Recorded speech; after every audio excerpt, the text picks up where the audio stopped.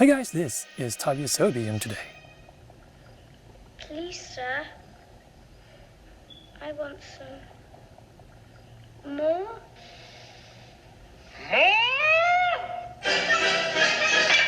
Oh yes, we've all been there before. That time in Azur Lane where you're as poor as a young Charles Dickens protagonist and have no money, no cubes, no gems, and no ships. Well, actually, the last event left me with no money, no cubes, and no gems as well. Thanks to one French battleship who was playing hard to get. I wonder who it was.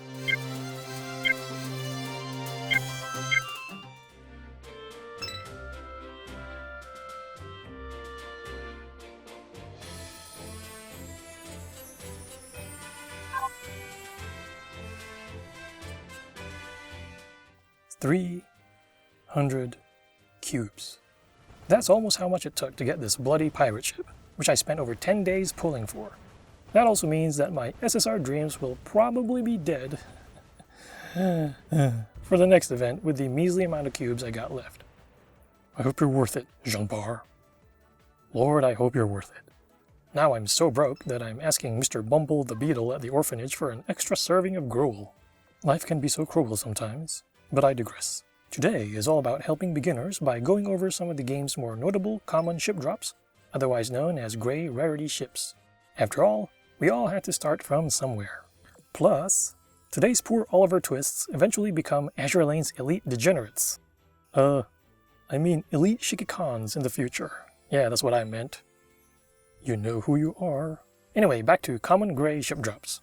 For many veteran players, these are the ships that cause great dismay when they're farming a certain map for that rare ship girl or when trying to pull, oh, I don't know, Jean-Bar during an event.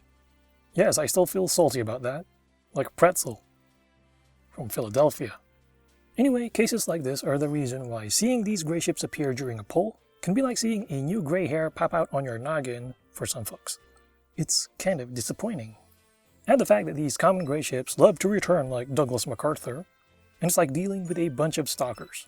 Most of the time, you just end up feeding them to other ship girls as yummy enhancement fodder for stat boosting. Then again, there are also some diamonds in the rough among these common grays. In many cases, they serve as low oil cost alternatives for farming ships and gear, or clearing those special event maps without spending 60 plus oil a pop. There's even a select few that are still viable for endgame once retrofitted. And then you've got some that let you unlock ships that you won't get otherwise, providing an incentive to at least level them up, or limit break them. On that note, onward to our list of grey ghosts of note who are not named Enterprise. First off is my favorite of the bunch, the goddess of RNG herself, Ranger. With a chance to drop on every map except 4-2 and 8-3, Ranger is about as common as a ship girl gets. Don't let her rarity fool you, however. Thanks to her retrofit and great skill synergy, Ranger can outdamage even Miss Warida herself, Enterprise, when the stars align.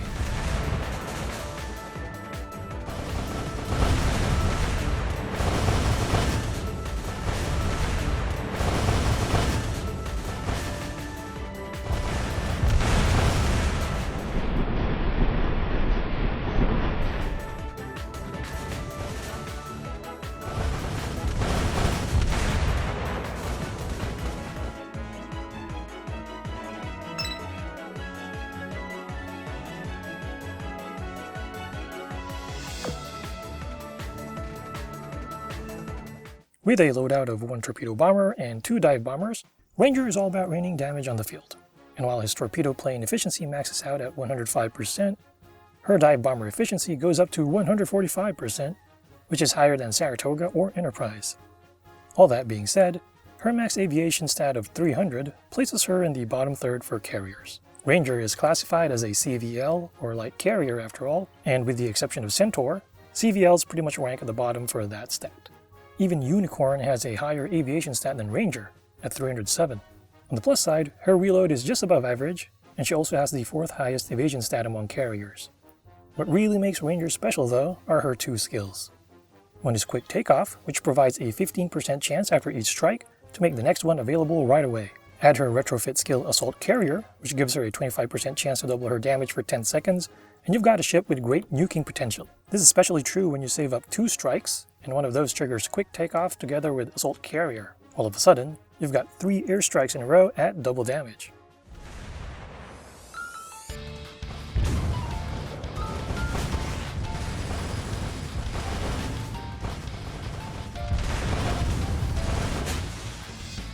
And then if you get super lucky and trigger a 4th or even 5th airstrike in a row, well, you've pretty much brought down Armageddon on your enemy. It's no wonder she's made it up to T2 on a certain widely used tier list. Granted, tier list placings can be a matter of debate, and they only apply to like, what, 2% of PvE maps? But it's also a good starting point for a conversation. Also, the downside for Ranger is that you need to rely on luck to pull this off. Otherwise, Ranger's damage is just so-so. Also, while you can still use her on World 13, her below average HP means she's not quite as viable in your mob fleet, and might be better off in a quick striking boss fleet instead. All that being said, Ranger is one of the most fun ships to use. I mean, every time her RNG skills proc, I feel like I just won the lottery. Plus, she can apparently give you some special training. 先生と特訓したから、指揮官君はすぐへこたれなくなっているわ。え、なんでみんな私のことを見るの? Up next, we have one of the nicest ship girls in the game, the light cruiser Leander. Leander isn't quite as common as Ranger, but she drops in 31 of the game's 52 or so maps at this point, so she's still quite common. Just because she's easy to get, however, doesn't mean she ain't special. Her max firepower of 196 once retrofitted is the 3rd highest firepower point stat among light cruisers, with only 6 ships ahead of her. Leander's main gun efficiency is also good at 135%, while her artillery command further boosts not just her own firepower, but other cruisers as well by 15%. Her stats for torpedo and evasion are also within the top 20 to 25% of light cruisers. Leander's torpedo efficiency is also nice at 165%, and she gets preloaded torpedo +1 and max torpedo capacity +1 by her 2nd limit break. Anti-air is at the middle of the pack with solid efficiency at 130%. Reload though is at the bottom 20% of light cruisers at 176. Her max HP of 3,486 is slightly above average for a light cruiser. Her effective HP, however, is actually higher due to her good evasion, as well as the smokescreen skill that she acquires after her retrofit. The skill boosts your frontline's evasion rate up by a whopping 40% for 5 seconds. Note that the boost is on evasion rate and not on evasion stat or EVA, which means you get a much higher evasion increase for dodging enemy attacks. By the way, smokescreen triggers after the battle starts, with a 30% chance to activate every 15 seconds after that. In short, Leander is a great companion for destroyers, but especially good for cruisers, since she can boost their firepower as well, and then their evasion, which cruisers do need. For you tier list watchers, she's rated at T3 as of the making of this video in Usagi-sensei's tier list, which isn't as high as Ranger, but still pretty high for a ship that starts out as a gray common drop. Regardless, if there's one thing that Leander is known for, it's that she will take good care of you. Next up, we have the best ship girl to have in a dodgeball game, Cygnet the Destroyer, and by that I mean she's a destroyer ship, though she can certainly destroy the enemy's plans by making them miss. Now at first glance, Cygnet might not seem anything special. While her firepower is among the top 16% of destroyers, everything else is just okay or even lackluster. Her anti-air stat is in the middle of the pack, while her torpedo stats are among the bottom 44%. HP is also in the bottom 20%, while reload is even worse at the bottom 10% for destroyers. And we're talking about the retrofit version. So what does Cygnet have to make her worthy of this list? That would be evasion for days. Her evasion stat tops out at 255 according to the wiki. For context, Javelin's max EVA is 250. Yep, Cygnet has the highest evasion in the game. That and her higher luck stat are the key reasons why she's regarded more highly than her near carbon copy, Crescent, despite having similar skills. Speaking of skills, Cygnet starts off with emergency maneuvers, which activates every 20 seconds. This gives her a 30% chance to evade enemy attacks for 6 seconds, which is a nice boost for her already high dodging ability. Once retrofitted, she also gets the same smokescreen skill that Leander has, so that's even more evasion on top of her evasion, with smokescreen also benefiting the front line as well. Put her in a Queen Elizabeth fleet, and you've got up to a 15% boost to her evasion stat, as well as a similar percentage boost to her firepower, torpedo, air power, anti-air, and reload stats. As far as rankings go, Cygnet is also considered a T3 ship in Usagi-sensei's tier list. Now we go to the honorable mentions.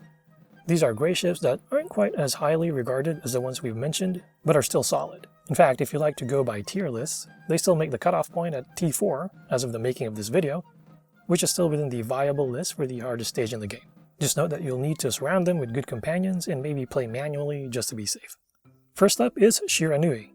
Most folks likely know Shiranui as the other shopkeeper besides greedy cat girl Akashi. But this ghostly ship girl is known for 3 other things. That would be torpedoes, and even more torpedoes.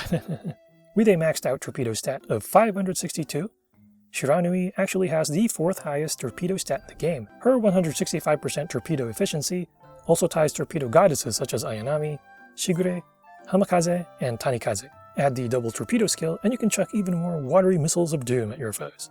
She can also reduce damage to your fleet's carriers by 15%. Firepower is not great as expected, but really, that's not what you use torpedo demons for. Or is it torpedo ghost? I'll let you decide. Either way, she can get scary for sure. Up next we have a twofer, Furutaka and Kako. If you thought Shiranui's torpedo efficiency was high, wait till you get a load of these two heavy cruisers. Furutaka and Kako, who are pretty much interchangeable, boast a 180% torpedo efficiency. That's almost as high as Ibuki's 185%, and that's a PR ship. They also have the 3rd highest torpedo stat among heavy and large cruisers at 235. Firepower and reload is about average, though they have a chance to increase their firepower by 40% every 20 seconds with their full firepower skill. Evasion also just makes it into the top 3rd for heavy cruisers. Their anti-air is at the lower end, however, so you'll need to pair them with shipgirls with good AA and aircraft-heavy maps. And yes, they both have the double torpedo skill because why not? Our next ship is Crazy Like a Fox, Hound. If you've frequently been checking out that tier list that we keep talking about, you've probably noticed its schizophrenic relationship with Foxhound. Not sure if I was just imagining it, but I could have sworn that I've seen this ship get added and removed a few times from the viable list of Usagi-sensei's tier list. I mean, she was there at T3 just above Cygnet for a while up to the Crimson Echoes rerun list, and then she drops out and doesn't even make T4 in the Skybound Oratorio list that followed. It doesn't mean that Foxhound is a bad ship.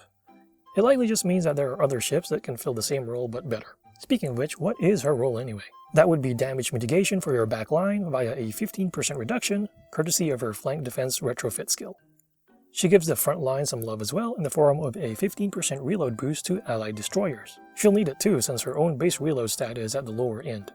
It would have been nice if it applied to cruisers as well, but I guess you can't have it all. While torpedo efficiency is at 135%, her actual torpedo stat is below average. Meanwhile, anti-air is about average. One plus is that her firepower stat is within the top 10% for destroyers, and the efficiency is at 125%. When you remember that she's a common ship, she's actually pretty solid. Up next is a list of gray ships that are more specialized as far as their roles go. First up, we have the farming ships. Granted, you can use Ranger, Leander, and Cygnet for farming too, but they also serve as viable ships for pretty much every content that you have to limit break and retrofit to reach their full potential. These next group of ships, however, are pretty much designed for even lower oil cost farming because you do not limit break them. The idea is to keep them at level 70, and then use them to farm maps up to World 7, while keeping your oil costs laughably low. Up first on the zero limit break farming team is the low-cost Mahan zombie pair, Cassin and Downes. Both are considered discount versions of Phoenix, thanks to their Baptismal Flame skill, which allows them to regain 25% of their health once per battle if their HP goes below 20%. Since you're not limit breaking them, you can also open up their first 2 retrofit nodes to increase their health and reload. Next up are Aulick, Foote. These gray ships are part of a larger group of ships known as the Fletcher class, which can be paired with the blue rarity ship Fletcher to take advantage of her sister's temperament skill. This increases the firepower and evasion stats of Fletcher class destroyers by 30%. Fletcher can also buff destroyers even more with her tactical command skill, which boosts torpedo and reload as well. One caveat I do have about these zero limit break farming fleets is that it's better to focus on them when you're farther in the game as opposed to when you're just starting out. For starters, no pun intended, they need really good gear to work best, which you can't get until you're deeper into the campaign. Also, it's better to work on leveling up your main boss and mob fleets in the beginning so you can challenge the game's higher level content, especially during time-limited events.